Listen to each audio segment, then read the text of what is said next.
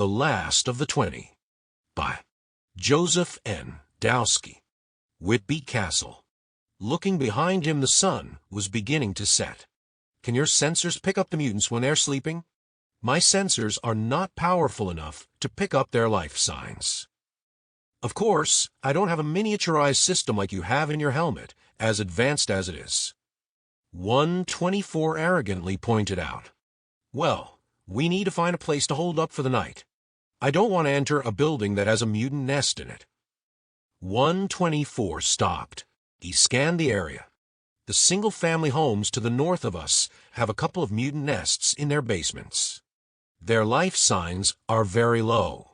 Hard to detect, but they are there. He turned his attention to the south, which was the Rye Golf Club. There is a stone structure there that is clear of them. It is also a good defensive position. Sounds good. Miller led 124 south into the golf club. A short walk down the drive, they found a Gothic-style castle in front of them. Computer, what can you tell me about the structure? Whitby Castle was constructed in 1854 in a Gothic revival style, modeled after Whitby Abbey in England. It was built with some of the original stones from the Whitby. Enough! He went to the main entrance. Before entering, he turned to 124. Can you climb stairs? He looked at the robot's hexagonal prism-shaped body that sat upon mobile tank treads. Its head, atop the body, was fitted on a neck that could spin 360 degrees. Stairs with no more than a 50-degree slope are not an issue for me. More than 50 degrees, I cannot climb or descend. Ladders, of course, are impossible for me. 124 informed Miller. You want to climb stairs?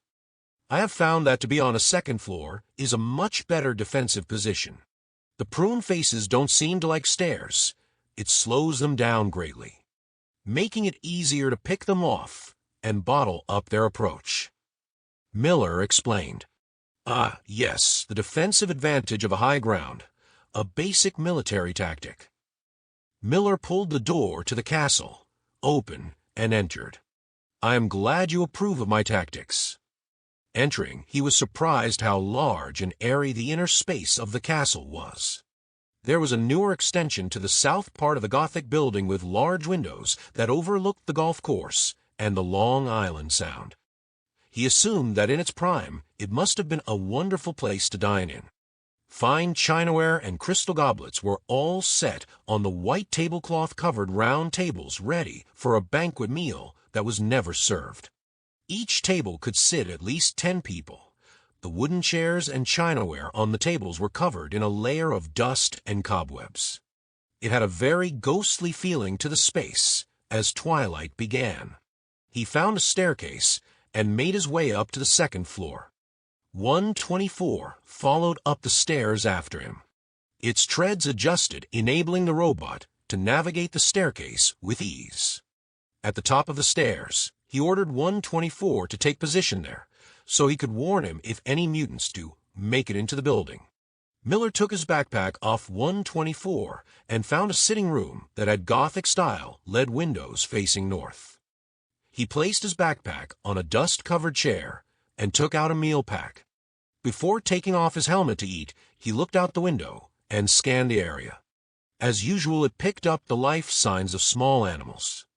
It was also picking up that the Zacharys were on the move and closing in his position. They seemed to know where he was. Poor night vision was not preventing them from moving in the twilight. He assumed that they found their way with sonar, much like bats do. He had made sure to lock the heavy wood double doors to the front entrance. He already knew that the best the Zacharys could do was scratch at the door trying to get in. If they somehow did get in, 124 had his directed audio crowd control system to discourage the Zacharys from climbing the stairs. He decided he could relax. His position was good, and with 124 guarding the top of the stairs, he felt safe for the first time since they had emerged on the surface. He took off his helmet so he could eat his meal pack. As he chewed on the protein vitamin bar, he was amazed that they were actually able to make them taste good. He only needed one to feel satisfied. Then, again thinking of the formal dining room downstairs, he had never had a multi-course, well-cooked meal. His protein vitamin bars are all he had ever eaten. He had wondered if he was able to sample a truly gourmet meal, would he still feel the bars tasted good? He unrolled his sleeping bag that was tied to the bottom of his backpack. He placed the head of the roll against the furthest wall from the door. With his side arm unholstered, he held it in his right hand before lying down and closing his eyes. He quickly drifted off, only getting an hour of sleep 1:20 before entered his room. Miller was startled with the door opening. He pointed his sidearm at the robot, but didn't fire. "I thought you were guarding the top of stairs." In a low voice 124 spoke. "I think you should put on your helmet. We have visitors." "I know about the Zacharys. They are not going to get in. The doors are bolted shut." "It is not the Zacharys. Those nests to the north are on the move, and they are heading towards us," 124 said, keeping his voice low. Miller put on his helmet and went to the window above him. His sensors showed at least 2 groups of 5 heading to the castle. He also noted that the Zacharys had taken refuge in the bushes surrounding the drive to the castle. Just before the Boston Post Road, the 2 groups of mutants stopped. Miller could make out that they were hesitating by looking both ways down the long unused road, as if they were checking for traffic that was never going to come. A child mutant was pushed forward to cross the road. Alone, it entered the Rye Golf Club drive towards Miller. A quarter of the way down the drive, the Zacharys in force jumped out of where they were hiding. Pouncing on the mutated child, they began tearing it apart. As horrible as the sight was, what surprised Miller even more was that while the Zacharys were in their feeding frenzy, the mutants then charged the Zacharys. Clawing and ripping a couple of the Zacharys apart, the mutants began feeding on the large rat-like creatures. The remaining Zacharys took off with pieces of the child clutched in their jaws. Miller sank back down from the window to sit with his back to the wall. He looked at 124. They purposely used one of their young as bait. It seems they did. They do not seem to have very good parenting skills, 124 dryly stated. He kept an eye on the mutants as they fed for the next hour. The mutants, seeming satisfied with their meal, began to move north again, away from him. He realized the mutants were more terrible than he imagined.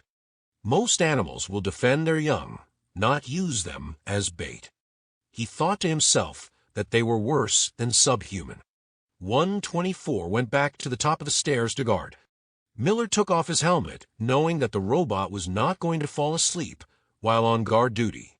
He slept deeply that night, but was haunted with nightmares. He kept dreaming of the other 20 in his reclaims group and how he failed them to keep them safe. He wasn't sure what was worse, those that were killed by the mutants or those who switched over and became mutants, creatures that sacrificed their own young just to eat. It seems tools and technology were not the only human qualities the mutants had turned their backs on. Miller woke with his helmet alarm going off just before sunrise. He rolled up his sleeping bag, attaching it back to the bottom of his backpack. Replacing his sidearm into its holster, he buckled his gun belt around his waist. With his helmet back on, he swung his rifle over his shoulder and picked up his pack with one of his free hands. He left the room. 124 was still on watch at the top of the stairs. "I'm guessing you have nothing to report?" Miller asked the machine. "It seems you didn't sleep well. Nightmares?" 124 asked. "Nothing too serious. How did you know?" "You were tossing and turning a lot last night. I was almost tempted to wake you." The robot explained. "It was best that you let me sleep.